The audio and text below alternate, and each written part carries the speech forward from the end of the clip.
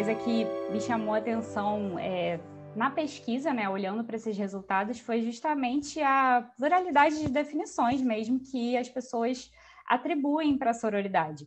E até mesmo, né, a gente que está inserida mais dentro de um contexto do feminismo, a gente já associa essa palavra ao feminismo. Mas o que eu encontrei na pesquisa, que foi um resultado muito interessante, dessa palavra que não estão relacionados ao feminismo e que até mesmo contradizem alguns dos objetivos e das práticas que a gente entende, né, dentro da história do movimento. Uma definição muito comum que eu vi na internet é a ideia de empatia no feminino. Então, a sororidade seria um sentimento, né? Isso é importante dizer, muitos desses discursos já definem a sororidade como um sentimento, é algo que você sente, que você experimenta, muitas vezes sem parar para pensar sobre. Então, alguns relatos que apareciam falavam: quando eu vivi tal situação e eu vi o que aquela mulher estava passando, eu senti sororidade, eu entendi, é isso que é sororidade. É isso que as pessoas estão dizendo que é sororidade. Então, quando como se você pudesse sentir o sofrimento que outra mulher estivesse sentindo, ou o medo, como se você pudesse partilhar da experiência de outra mulher, ou porque você já viveu, ou porque você poderia ter vivido essa mesma experiência por ser mulher. Então, a sororidade seria como um sentimento que une as experiências femininas e conecta mulheres, né, de diferentes lugares. Uma coisa interessante que apareceu também eram muitas mulheres falando de uma posição privilegiada, né? Então, se eu for olhar para a minha própria vida, não tenho motivo para ser feminista. Tá tudo bem comigo, eu nunca sofri nada, os lugares que eu quis ocupar, eu ocupei. Então, um relato que aparece é de uma juíza, e ela fala: eu tive uma vida muito privilegiada, e eu sou juíza, eu ocupo uma posição de poder, e eu fui, enfim, galgando esse posto, e ficou tudo bem comigo. Mas é a sororidade que me faz ser feminista, porque quando eu olho para outras mulheres e eu me identifico com a experiência delas, ainda que eu não tenha passado por isso, mas eu sei que eu poderia passar, por simplesmente ser mulher.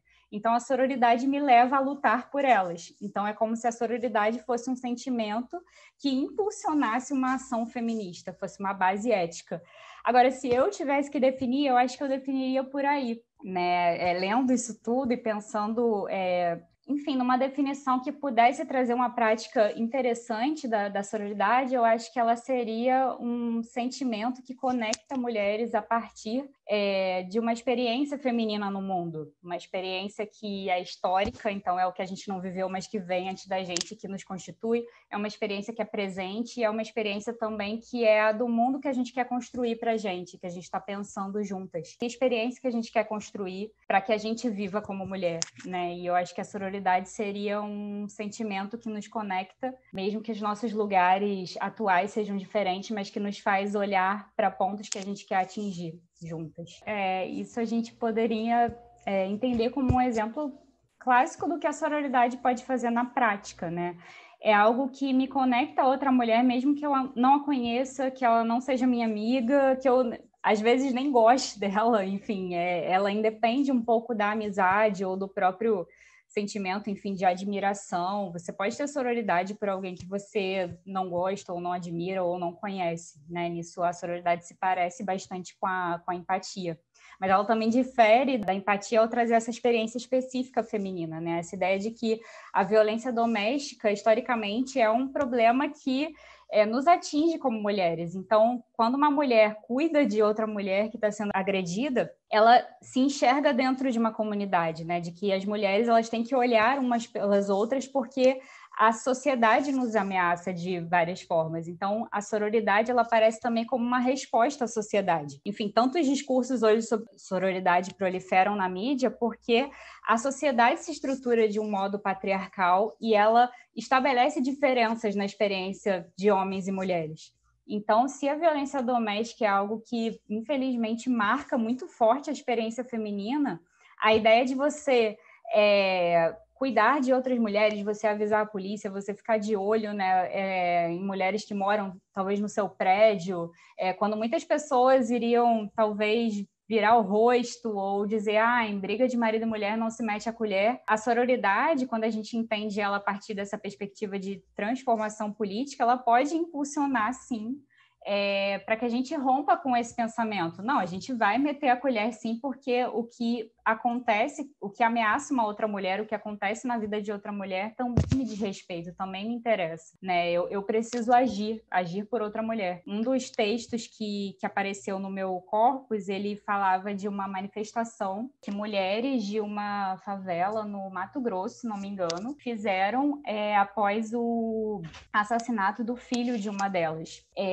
E aí a reportagem dizia assim, elas podem não saber, mas foi a sororidade que moveu aquele protesto, porque você olhava o protesto e só tinham mulheres. O protesto estava cheio de mães daquela favela que entendiam, né, aquela experiência, mesmo que não tivessem passado, era algo que as atingia como mãe, que poderia ter acontecido com elas e que elas entendiam a dor daquela mãe que tinha perdido o seu filho. Só tinham mulheres naquele protesto, né? Então, mulheres que puderam, enfim, ser impulsionadas por aquela experiência para fazer uma reivindicação política de transformação. Então, a sororidade nessa pandemia ela é muito necessária, né? A gente está distante, enfim, as mulheres sofrem ainda mais ameaças por estarem confinadas no espaço privado. Essa ideia de que a casa é apresentada como algo seguro, né? Então, um grande slogan, né, da pandemia, e que tem que ser porque é a medida de saúde necessária, que é o fique em casa, essa promessa, fique em casa que vai ser seguro, você vai estar protegido do vírus. Mas